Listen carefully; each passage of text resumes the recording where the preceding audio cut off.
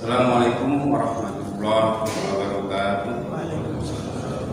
Alhamdulillah, wassalatu wassalamu ala rasulillah wa ala alihi wa sahbihi wa man wala. La haula wa la quwwata illa billah. Amma ba'd. Rabbi shrah li sadri wa yassir li amri wahlul 'uqdatam min lisani yafqahu qawli.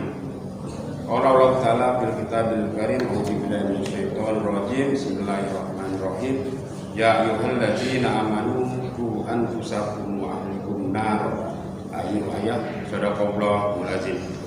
Alhamdulillah, segala puji bagi Allah yang telah memberikan kita begitu banyak nikmat, terutama nikmat iman, nikmat Islam, serta nikmat kesehatan, sehingga alhamdulillah pada subuh pada hari ini bisa kita melakukan ibadah rutin kita, sholat subuh berjamaah. Dan semoga amal ibadah kita selama di bulan Ramadan ini mendapatkan cucuran rahmat dan ganjaran dari Allah Subhanahu wa Ta'ala. Salawat serta salam teriring tercurah kepada junjungan kita Nabi besar Muhammad SAW, dan mudah-mudahan kita semakin istiqomah dalam melaksanakan risalah-risalahnya serta menjalankan syariat-syariatnya. Dan mudah-mudahan kita termasuk golongannya yang mendapatkan syafaat yaumil akhir. Amin amin ya rabbal alamin. Yang saya hormati para pengurus Yayasan DKM Rias dan khususnya Ketua RW 09. Alhamdulillah pada pagi hari saya diberikan mandat atau amanah untuk kuliah subuh. Saya akan bercerita terkait dengan ini kejadian di negara luar, di Turki. Ini sekitar 7 atau setahun yang lalu, terkait dengan ada di suatu daerah atau provinsi di Turki. Kita tahu bahwa Turki itu negara Islam. Turki itu adalah tempat perkalifahan terakhir Bani Utsmaniyah kalau tidak salah. Di sana pernah dibebaskan Konstantinopel itu oleh seorang anak muda yang bernama Muhammad Al-Fatih, atau kalau di sana disebutnya Sultan Mehmed II. Nah, ini karena memang terkait dengan negara yang memang berdasarkan syariat Islam atau Islam awalnya, dan sekarang luar biasanya di setahun yang lalu itu ada semacam, saya mengikuti podcast dari orang Turki itu terkait dengan pertanyaan. Yang pertama terkait dengan salawat Nabi. Di salah satu provinsi yang ditanya itu saya lupa namanya. Sekitar ada 30 responden. 30 responden, dan ternyata yang tahu salawat Nabi itu hanya 1 orang. Dan itu luar biasanya, salawat Nabi itu sering kita lakukan atau kita ucapkan ketika kita sholat. Allahumma sholli ala Muhammad wa ala ali Muhammad. Itu konteks yang sederhana. Ternyata di negara Turki itu sudah lupa atau tidak melaksanakan.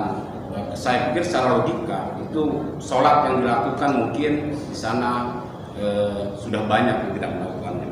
Yang kedua terkait puasa, dan itu dilakukan juga 30 responden ditanyakan terkait puasa itu umurnya di antara remaja sampai dengan mungkin bapak-bapak sekitar 60 tahun. Terkait dengan puasa sama juga dengan apa yang dilakukan ketika ditanyakan tentang salawat Nabi. Ternyata yang berpuasa itu cuma 1 orang dari 30 responden. Terkait alasannya luar biasa. Ketika ditanyakan kenapa tidak berpuasa, dan ternyata salah satu anak muda itu menyatakan bahwa tempat kami, keluarga kami sedang mengadakan makan-makan. Ada pertemuan besar, dan luar biasanya kalau satu responden di keluarganya ada sekitar 10 atau 15 orang, luar biasa yang tidak berpuasa di negara itu tersebut. Nah, ini terkait dengan tahun 1900-an.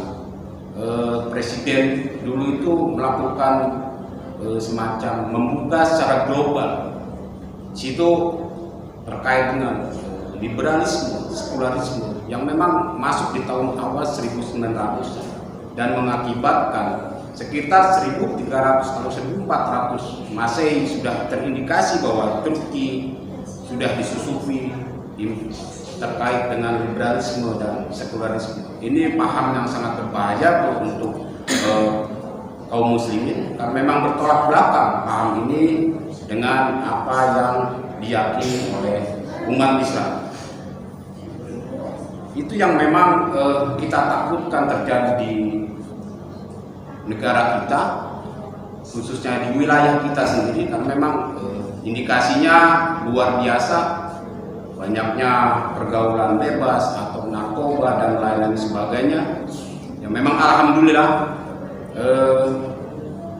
di daerah kita, di lingkungan kita masih banyak yang support ya terkait dengan TPA, dengan ustaz-ustazah yang luar biasa membuka TPA, dan kami pun dalam hal ini pengurus yayasan dengan berkolaborasi dengan masyarakat dan tokoh agama sekitar sudah melakukan 2 tahun yang lalu membuka madrasah kembali.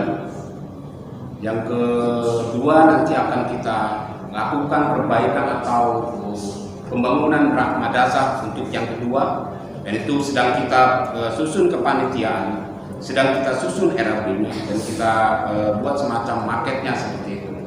Saya mohon doanya kepada Bapak, Ibu-ibu, hadirin jamaah sekalian, mudah-mudahan kita mohon doa restunya dan mohon bantuan secara materi maupun non materi. Semoga pelaksanaan kegiatan pembangunan madrasah nanti terlaksana dengan lancar.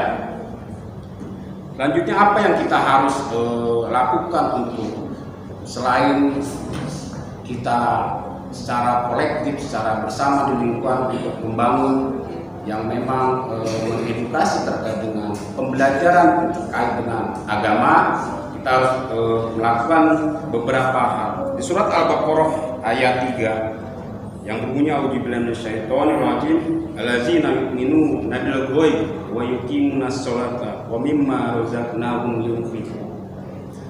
Di situ Allah menyatakan bahwa orang-orang yang bertakwa adalah orang-orang yang mempercayai hal yang gaib. Hal yang gaib itu secara nalar tidak bisa terlihat, tidak bisa tampak, dan tidak bisa dipikirkan. Bukan yang gaib itu makhluk halus, bukan.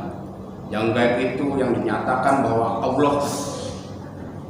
Yang gaib yang memang tidak kita tahu, tapi kita menyembahnya, kita mensyukuri nikmatnya, dan kita meyakini bahwa Allah yang Maha Kuasa, Allah yang Maha Agung dan sebagainya dengan sifat Asmaul Husna. Nah, itu yang memang harus kita yakini. Ketika kita bersyahadat dalam sholat, asyhadu an la ilaha illallah, asyhadu anna Muhammadar Rasulullah, itu menyatakan keterikatan kita dengan Allah, bahwa kita yakin bahwa Allah itu hanya esa, hanya satu, tidak beranak dan tidak peranakan, dan Nabi Muhammad itu adalah utusannya yang mengajarkan kepada kita lewat wahyunya, mengajarkan kita lewat wahyu Allah berupa Al-Quran sebagai petunjuk hudal linnas, petunjuk bagi manusia, bukan hanya petunjuk kaum muslim, tapi manusia. Di situ ada semacam pedoman, aturan, dan lain-lain sebagainya.